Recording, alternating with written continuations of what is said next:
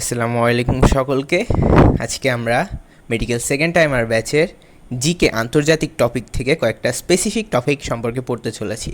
So আমরা তো জানি যে গত বছর মেডিকেলে আন্তর্জাতিক টপিক থেকে 3টা কোয়েশ্চেন এসেছে। সো এই বছর আশা করা যায় 3 থেকে 5টা কোয়েশ্চেন আসবে। সো আমাদের হিউজ টপিক পড়ে এই 3-5 মার্কের জন্য টাইম নষ্ট করা যাবে না। আমাদের প্রত্যেকটা স্পেসিফিক টপিকের as short as possible tricks দিয়ে মনে রাখতে হবে যে কোনগুলো না পড়লেই নয়। সো এভাবে আমরা পড়ব। সো আমি তোমাদের প্রিয় সাইফ ভাইয়া, পড়াশোনা করছি ঢাকা বিশ্ববিদ্যালয়ে। তোমাদের সাথে এটাই আমার ফার্স্ট ফ্রি ক্লাস। তো চলো আজকে শুরু করা যাক। সো শুরুতে আসি কিছু ইন্টারন্যাশনাল ফেমাস বিমানবন্দর দিয়ে। সো প্রথমে কি জাপানের বিমানবন্দরের নাম কি নারিতা ইন্টারন্যাশনাল এয়ারপোর্ট। ভাই এটা মনে রাখবো কীভাবে? আমরা জানি জাপানের কালচারটা অনেক ভালো, সেখানে নারীদের অনেক রেসপেক্ট করা হয়। So Japan Narita. এরপর হচ্ছে থাইল্যান্ডের এয়ারপোর্টের নাম কি? সুবর্ণভূমি এয়ারপোর্ট। সো এটা কীভাবে মনে রাখবো? এই যে ল্যান্ড মানে ভূমি আর থাই মানে সোনালি। সো থাইল্যান্ডের অপর নাম কিন্তু সুবর্ণভূমি, এটা কি তোমরা জানো? সো থাইল্যান্ড ইজ ইকুয়াল সুবর্ণভূমি, তার মানে থাইল্যান্ড হচ্ছে সুবর্ণভূমি এয়ারপোর্ট। এরপর কি আসছে? যুক্তরাষ্ট্র কেনেডি ইন্টারন্যাশনাল এয়ারপোর্ট। তোমরা কি জানো কেনেডি হচ্ছে যুক্তরাষ্ট্রের একজন ফেমাস প্রেসিডেন্টের নাম? সো এখান থেকে আমরা মনে রাখবো যে যুক্তরাষ্ট্র কেনেডি ইন্টারন্যাশনাল এয়ারপোর্ট। এবার কি আসছে? ফ্রান্সের এয়ারপোর্টের নাম কি? আর্লি বিমানবন্দর। সো আমাদের কি বিশ্বকাপ ফাইনালের কথা মনে আছে যে ফ্রান্স ভার্সেস আর্জেন্টিনার ম্যাচ হয়েছিল? ওখানে ফ্রান্স 2টা আর্লি গোল খেয়েছিল না? সো ফ্রান্সের বিমানবন্দরের নাম আর্লি বিমানবন্দর, ওই যে মেসি 2টা গোল দিয়েছিল। হে। এরপর কি আসছে? জার্মানির বিমানবন্দরের নাম কি? ফ্র্যাঙ্কফুর্ট বিমানবন্দর। সো জার্মানি ফুটবল খেলতে অনেক ফেমাস। সো আমরা ফুটবলের ফুট থেকে মনে রাখবো জার্মানিতে ফ্র্যাঙ্কফুর্ট বিমানবন্দর। এরপর সৌদি আরবের বিমানবন্দরের নাম কি? সৌদি আরবের বিমানবন্দরের নাম হচ্ছে কিং ফাহাদ আন্তর্জাতিক বিমানবন্দর। সো আমরা জানি যে সৌদি আরবে সব রাজা, কিং, বাদশাহ এগুলো থাকে। সো কিং দেখলে আমরা বুঝে যাবো এটা সৌদি আরবের বিমানবন্দর। এরপর চীন একটা ইম্পর্টেন্ট না। এরপর হচ্ছে ভারতে হচ্ছে ইন্দিরা গান্ধী আন্তর্জাতিক বিমানবন্দর। আবার নেতাজি সুভাষচন্দ্র বসু এয়ারপোর্ট, এগুলো আমরা নাম দেখে চিনব, গান্ধী, সুভাষচন্দ্র বোস। এরপর কি? ত্রিভুবন আন্তর্জাতিক এয়ারপোর্ট আছে নেপালে। সো ত্রিভুবনের লাস্টে শেষ হচ্ছে কি দিয়ে? ন দিয়ে। সো নতে নেপাল, ইজি। এরপর হচ্ছে ভুটানের এয়ারপোর্টের নাম কি? পারো এয়ারপোর্ট। সো এটা আমরা কীভাবে মনে রাখবো? আমরা জানি যে ভুটান বাংলাদেশের অনেক কাছে অবস্থিত, নেপালের পাশেই ভুটান। অ্যান্ড ভুটানের যেই টাকার রেটটা সেটা বাংলাদেশের অনেকটাই নিচে। সো আমরা ইজিলি ভুটানে যাতায়াত করতে পারি। সো তোমরা সবাই ভুটানে ঘুরতে যেতে পারো। সো এখান থেকে আমরা মনে রাখবো পারো এয়ারপোর্ট। আমরা সবাই ভুটানে যেতে পারো এয়ারপোর্ট। এরপর আমরা আসবো যে বিশ্বের বিভিন্ন সমুদ্র বন্দর সম্পর্কে জানবো। সো চলো কী কী সমুদ্র বন্দর সম্পর্কে জানা যায়? আমরা জানি সৌদি আরব জেদ্দা, এটা তো সবাই জানে, হজ করতে সবাই জেদ্দা যায়। এরপর কি? পাকিস্তানে হচ্ছে করাচি, গোয়াদর, এটাও আমরা প্রায় সবাই জানি। ইসরায়েলের কি? হাইফা। সো ইসরায়েল দেখবা সবসময় হাইপে থাকে, সারা বিশ্বের মধ্যে ইসরায়েল দেশটা একটু বেশি হাইপে থাকে, তাই হাইফ থেকে হাইফা। এরপর চীন হচ্ছে সাংহাই, এটা আমরা জানি সবাই। মিয়ানমার সিটওয়ে, তবে মিয়ানমারের সিটওয়ের আরেকটা নাম হচ্ছে আকিয়াবটা বেশিরভাগ পরীক্ষায় আসে, যে সিটওয়ে অবলিক আকিয়াব, এটা মনে রাখবা তোমরা। এরপর আসছে ইয়েমেন এডেন, এটা আমরা ছন্দ দিয়ে মনে রাখবো যে ইয়েমেন এডেন। হ্যাঁ। এরপর হচ্ছে শ্রীলঙ্কা হচ্ছে কলম্বো, আর একটা হচ্ছে হাম্বানটোটা, এই দুটা মনে রাখবো। হাম্বানটোটা মাঝে মধ্যে আসে, সো হাম্বানটোটাটা আমরা মনে রাখবো। এরপর কি?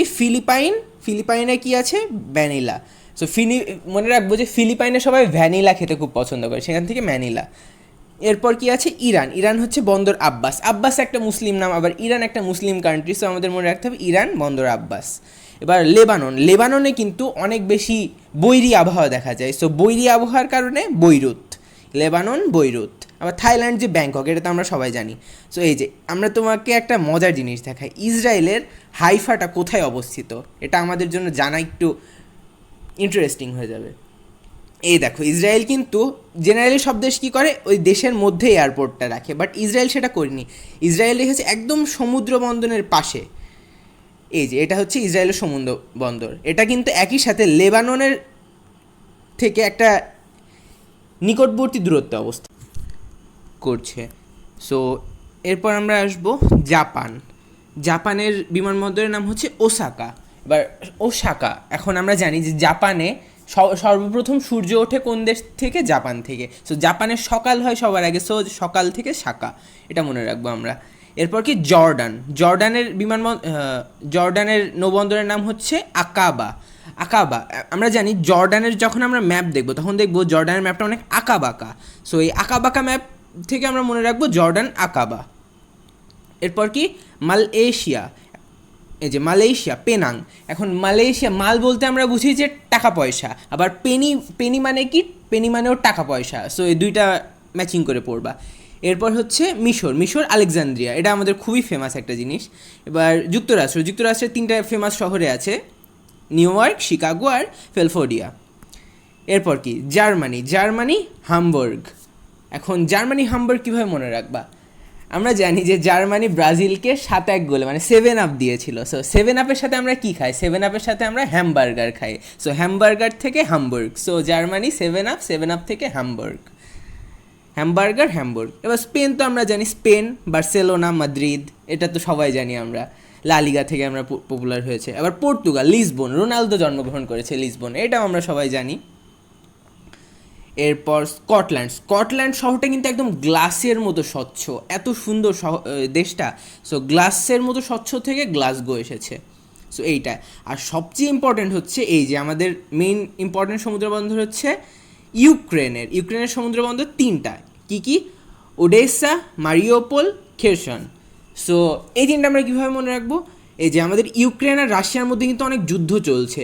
এখন রাশিয়ার কোনো সৈনিক ইউক্রেনকে দেখলে কি বলে যে ওকে মারো। সো ওকে মারো থেকে ওতে ওডেসা, কে থেকে খেরসন, আর মারো থেকে মারিওপোল। এই তো সিম্পল না খুব। এরপর আমরা কয়েকটা গুরুত্বপূর্ণ তথ্য জেনে নিই, চলো। সো পৃথিবীর সবচেয়ে ব্যস্ততম সমুদ্রবন্দর হচ্ছে সাংহাই সমুদ্রবন্দর, চীন। এটা কেন? কারণ চীন হচ্ছে ট্রান্সপোর্ট বা রপ্তানির একটা সম্পূর্ণ কেন্দ্র। তোমরা কি জানো যে এই যে আমাদের আমেরিকার বিভিন্ন বড় বড় ব্র্যান্ড আছে না, স্যামসাং, তারপর হচ্ছে আইফোন, অ্যাপেল, এগুলো সব কিন্তু ম্যানুফ্যাকচারিং ফ্যাক্টরি চায়নাতে। সো প্রত্যেকটা প্রোডাক্ট আমাদের হচ্ছে আবার যখন ডেলিভার করতে হয় তখন তো সব বিমানে করা যায় না, হিউজ অ্যামাউন্টের পরিমাণ আমাদের এই সমুদ্র বন্দর দিয়ে করতে হয়। সো সবচেয়ে ব্যস্ততম সমুদ্র বন্দর হতে হবে অবশ্যই চীনকে। আবার এশিয়া ও পৃথিবীর বৃহত্তম বন্দর অবশ্যই চীনের ওই বন্দরটাই হতে হবে, কারণ ওদের হিউজ পরিমাণের প্রয়োজন এটা। আবার পৃথিবীর দ্বিতীয় ব্যস্ততম বন্দর কি? সিঙ্গাপুর বন্দর। সিঙ্গাপুর কিন্তু আমাদের সবচেয়ে ডেভেলপড কান্ট্রির দিকে হতে চলেছে। সো এটা হচ্ছে দ্বিতীয় ব্যস্ততম। এরপর ইউক্রেনের ওডেসা বন্দরকে বলা হয় উষ্ণ জলের সমুদ্র বন্দর। আবার মারিওপোল, এগুলোও তো আমরা পড়েছি। এবার দক্ষিণ এশিয়ার কোন কোন দেশে সমুদ্র বন্দর নেই? সো দক্ষিণ এশিয়ায় 3টা দেশে, সার্কভুক্ত 3টা দেশে সমুদ্র বন্দর নেই, যেটা নেপাল, ভুটান, আফগানিস্তান। কেন নেই? কারণ এই 3টা চারপাশে হচ্ছে বর্ডার, হচ্ছে স্থলভূমি। এই যে দেখতে পারবো আমরা পরবর্তীতে, ধরো এখান থেকে বোঝাচ্ছি। এই যে এখানে বর্ডারগুলো সব স্থল বিশিষ্ট, কোনো জলের দেখা নেই। এই যে আফগানিস্তানের চারপাশে স্থল, কোনো জল নেই, এজন্য এদের কোনো এই সমুদ্র বন্দর নেই। সো এরা কার উপর ডিপেন্ডেন্ট? এই যে বাংলাদেশের উপর ডিপেন্ডেন্ট, বা মিয়ানমারের উপর ডিপেন্ডেন্ট, বা ইন্ডিয়ার উপর ডিপেন্ডেন্ট। এজন্যই তো আমাদের এই বাংলাদেশের এই এরিয়াটার এত মূল্য। বাংলাদেশের এই ওয়াটার রিসোর্সটা আছে হিউজ পরিমাণে। সো কোন কোন দেশের সমুদ্র বন্দর নেই এখান থেকে দেখবো যে হচ্ছে, বা এশিয়ার মধ্যে কয়েকটা দেখবো যে আফগানিস্তান, উজবেকিস্তান, সব কিস্তানগুলো বা স্তানগুলোর কিন্তু নেই। কাজাখস্তান, কিরগিস্তান, তুর্কমেনিস্তান, এরপর সাথে হচ্ছে মঙ্গোলিয়া, লাওস, আর নেপাল, ভুটান আর আফগানিস্তান তো আমরা পড়লামই, এটা খুবই ইম্পর্ট্যান্ট। এরপর ইউরোপ, এগুলো তোমরা দেখে রাখবা। আর দক্ষিণ আমেরিকার মধ্যে এটা ইম্পর্ট্যান্ট, প্যারাগুয়ে আর বলিভিয়া। সো এই দুটা পড়বা।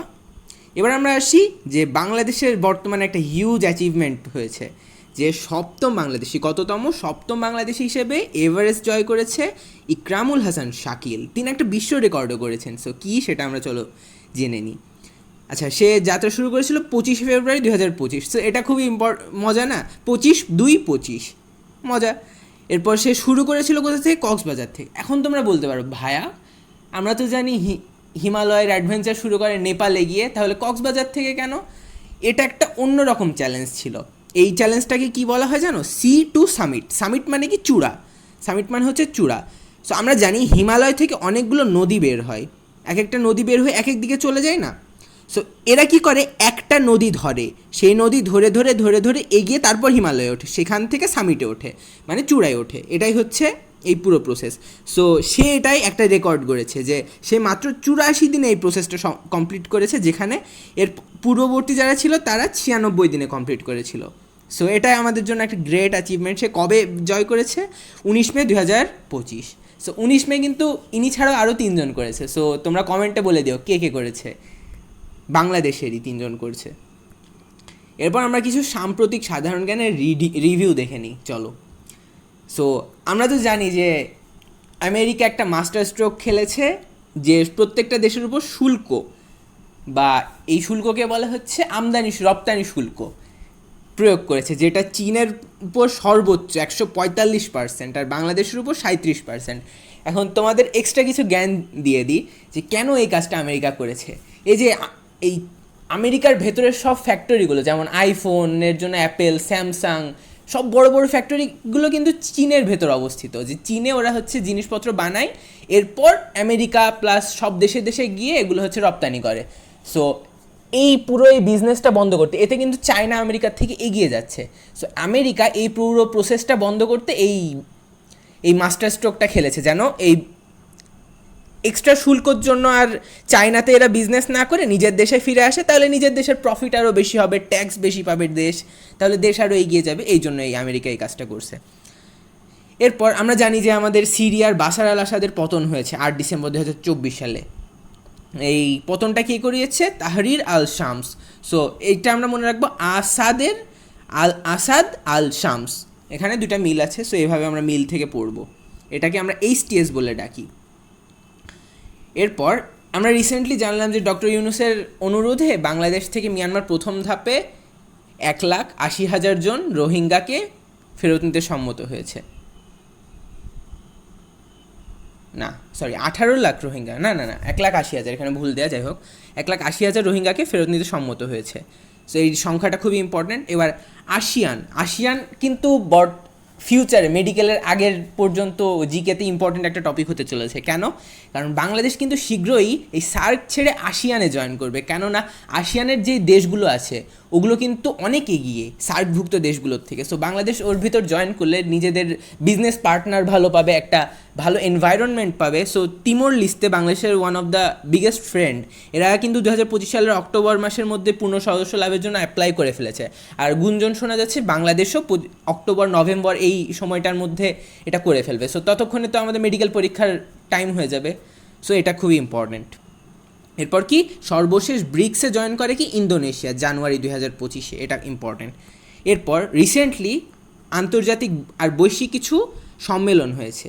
এর মধ্যে প্রথমটা হচ্ছে G20 সম্মেলন। এটা কোথায় হচ্ছে? G for Johannesburg. জোহানেসবার্গ কোথায়? দক্ষিণ আফ্রিকায়। এবার কোপ জলবায়ু সম্মেলন কোথায় হয়েছে? কোপ জলবায়ু সম্মেলন হয়েছে দুবাইতে, দুবাইয়ের সংযুক্ত আরব আমিরাতে। সো সি ফর কোটিপতি, আর কোটিপতিরা কোথায় থাকে? দুবাইতে। এটাই এভাবে মনে রাখবো। আর ন্যাটো এর সম্মেলন কোথায় হয়েছে? N for NATO, N for নেদারল্যান্ডসের হেগে অনুষ্ঠিত হয়েছে। সো এই তো এই জিকেগুলো আমরা মনে রাখবো। এরপর আমরা আসি রিসেন্ট কিছু খেলাধুলা টপিক্সে। যে 2025 চ্যাম্পিয়ন্স ট্রফি, এটা কোথায় হয়েছে জানো? 2025 চ্যাম্পিয়ন্স ট্রফিটা হয়েছে পাকিস্তানে। চ্যাম্পিয়নকে হয়েছে ভারত। বাংলাদেশ 2টা ম্যাচ খেলেছে, 2টাতেই হেরে গেছে। থার্ড ম্যাচটা হচ্ছে পরিত্যক্ত হয়েছে। সো বাংলাদেশ 8টা টিমের মধ্যে 7 নাম্বার ছিল। এরপর ম্যান অফ দ্য ফাইনাল ছিল হচ্ছে রোহিত শর্মা। টুর্নামেন্ট সেরা প্লেয়ার ছিল Rachin Rabindra, New Zealand runners up হয়েছিল। আর হায়েস্ট, এটা মনে রাখতে পারো, Rachin Rabindra highest run scorer ছিল। এরপর 2026 বিশ্বকাপ, দেখেছো আমরা যখন মেডিকেল এক্সাম হবে তার সবচেয়ে কাছাকাছি কী সময়? 2026, তখন কি বিশ্বকাপ একটা কোয়েশ্চেন মাস্ট আসার চান্স থাকে তো, তাই না? সো এখান থেকে আমরা পড়বো যে 3টা দেশ মিলে এইটা প্রথমবারের মতো আয়োজন করছে, 3টা দেশ মিলে। আর এখানে দল থাকবে প্রথমবারের মতো 48টা। তো 2026 সালে প্রথমবারের মতো 48টা দল থাকবে। এটা হবে 8 জুন থেকে 3 জুলাই।